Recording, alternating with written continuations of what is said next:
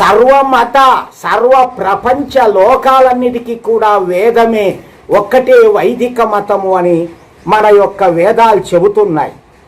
దాని ప్రకారం మనం నడుచుకుంటే అప్పుడు వైదికులము మనం అవుతాం. అంతవరకు వైదికులము కాలేము.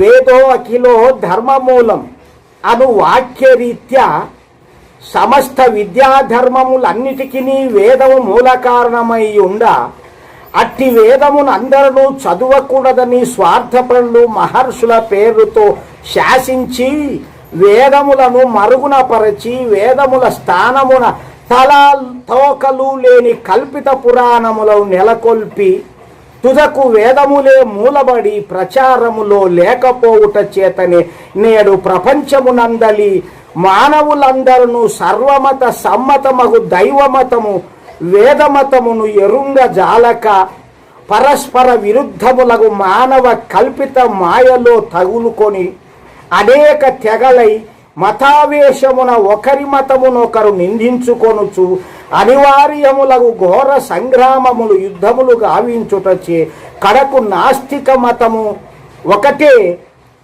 బయలుదేరిన నాటినుకి